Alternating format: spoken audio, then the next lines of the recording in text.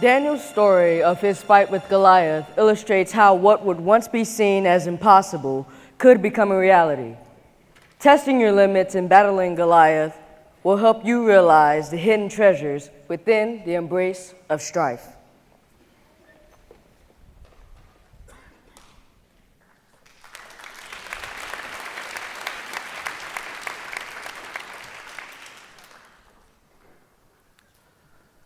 In Walden, Henry David Thoreau stated that there is no more encouraging fact than the unquestionable ability of a man to elevate his life through conscious endeavor. Conscious endeavor.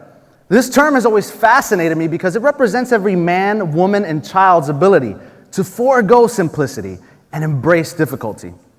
One of my favorite examples of conscious endeavor comes from an ages-old story involving this gentleman here. His name is Goliath. Perhaps you've heard of him. He was this massive Philistine warrior whom all the Israelites feared and avoided.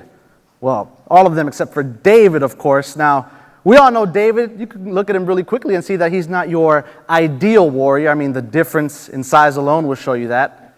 And the difference in size showed that. So why would David pick a fight with Goliath?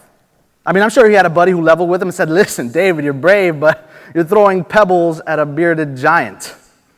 But regardless of how irrational David's decision was, I always respected it because I too once threw caution to the wind and embraced the impossible. Yes, a year and a half ago, I made the conscious decision to pick a fight against one of the fiercest opponents I had ever laid my eyes on. I want to introduce everybody here today to my personal Goliath, Mickey Mouse. Now, yes, I know. Before you judge me for picking a fight against America's favorite mouse, bear with me.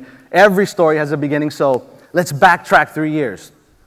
Pictured here is my grandmother. She's one of the strongest, most inspirational women in my life, and she passed away entering my junior year at the University of Florida after a long, hard-fought battle with Parkinson's and Alzheimer's. Above all else, her passing left me with severe depression, and when I returned home in the summer of 2011, I was not only depressed, but I was 70 pounds overweight, full of unhealthy addictions and in a worsening relationship with my partner. And it was at this point in my life, this low point, that I remember being on the computer and coming across an ad that said Walt Disney World Marathon. I looked over to my mother and jokingly said, "Mom, what if I run a marathon?" And obviously overlooking my physical state at the time, she said, "Yeah, you should definitely do it." Now, I countered with, "Well, I'll only do it if you do it with me," thinking that she would decline. But of course, being the woman that she is, she said, "All right, let's both do it." So, as you can see, I didn't take her too seriously at first until 2 minutes later. She comes out of her room, drops a credit card on my lap, and says, "Register us." I went to sleep that night with January 8th, 2012 marked on my calendar. Run 26.2 miles. I had officially picked my fight with Goliath. You see, up until that point, the most I had ever run was 2 miles on a treadmill, perhaps. I didn't own running shoes. I had lower back, knee, ligament problems. I didn't even enjoy running. So why would I run 26.2 miles? Well, I didn't have a reason. But what I did have was a commitment. So I started training. I began slowly, barely finishing a mile, until eventually, by mid-December, I logged in the longest run of my life. 19 miles. I mean, I felt like I was on top of the world. And it was even at this point that a representative from Nike reached out to me after hearing my story and seeing my runs on Nike Plus. And he said he wanted to fly me out to California for a photo shoot and an interview. I mean, I felt like a local celebrity at this point. I was feeling great. But sadly, I had to turn down the offer. The only day they had available fell on my graduation. So, tough decision, but I made it.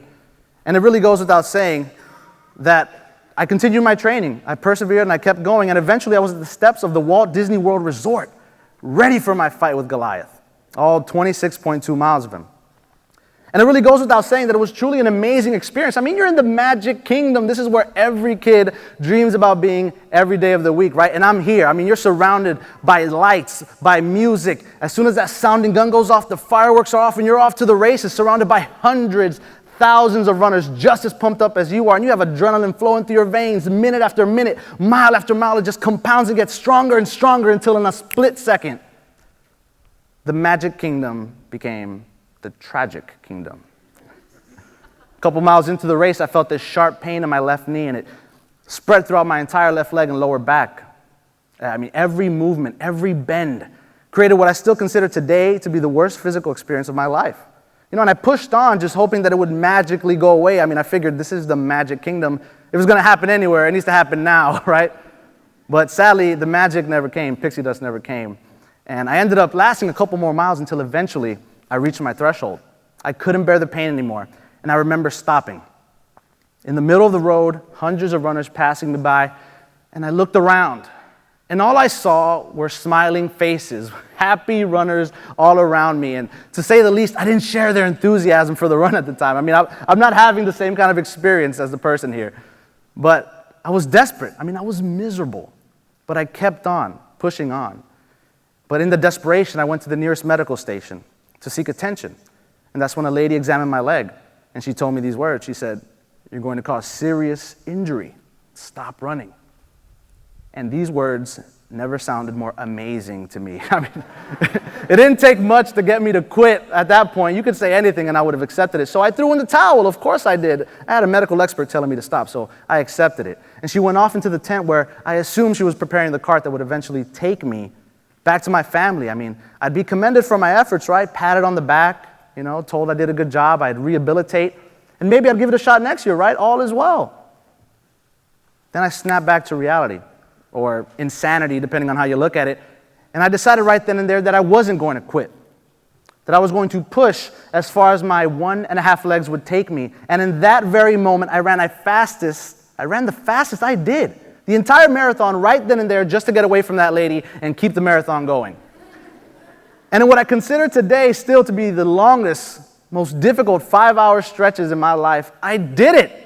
I defeated the proverbial Goliath. I beat the odds. I battled exhaustion, dehydration, a severe case of runner's diarrhea, which is not fun by any stretch of the imagination.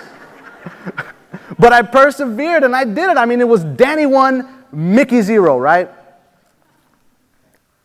But is it really anything special that I ran a marathon?